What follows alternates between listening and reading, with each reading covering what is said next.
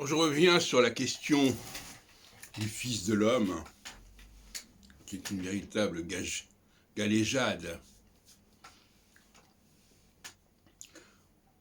On commencera par noter le passage de l'article indéfini à l'article défini.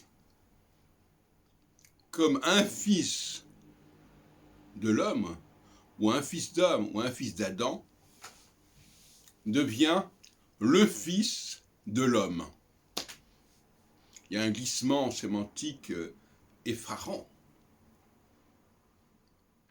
Alors je reviens là-dessus.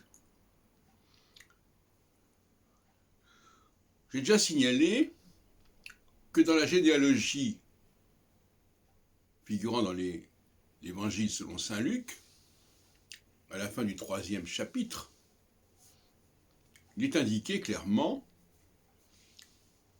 que de Jésus, on remonte jusqu'à Dieu. Et les échelons qui précèdent Dieu, eh bien, c'est fils d'Adam. Eh bien, fils d'Adam. J'ai vérifié dans les traductions grecques et latines de cet évangile, et effectivement, c'est bien le nom d'Adam qui figure et non pas le nom d'homme. Ce serait d'ailleurs absurde. Donc,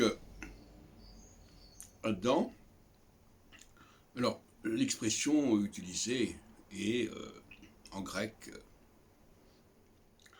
ouios to Adam. Enfin, je déforme un peu la prononciation, mais enfin c'est ça. Fils de Adam. Bon. Donc, il n'y a pas de souci. Mais par ailleurs, dans d'autres aspects du Nouveau Testament, on nous parle des fils de l'homme. D'où ça sort? Alors,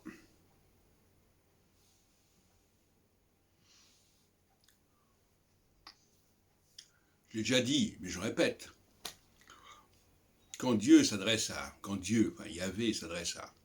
Ézéchiel, il l'appelle fils d'homme, Ben Adam. Ça veut dire quoi en fait compte? Ça signifie qu'il appartient à la lignée, au peuple, je dirais même au peuple d'Adam. Le peuple issu d'Adam. Parce que dans une généalogie, il y a toujours quelqu'un qui est issu d'eux. Voilà. Donc Jésus appartient au peuple issu d'Adam. Lui-même, Adam, créé à l'image de son Dieu. Alors, quand on regarde les textes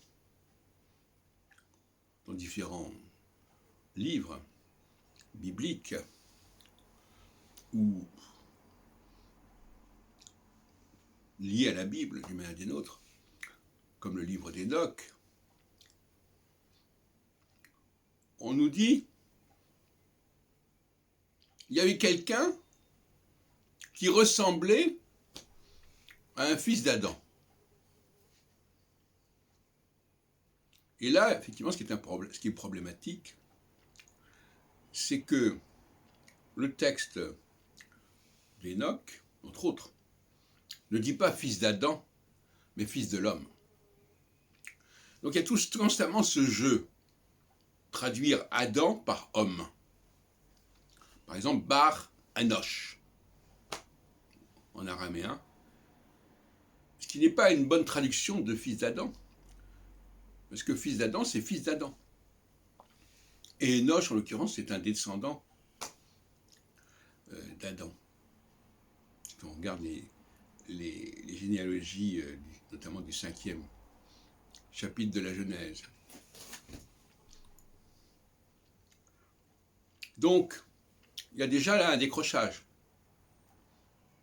A-t-on le droit de traduire fils d'Adam par fils d'homme, laissant entendre que tout homme est Adam?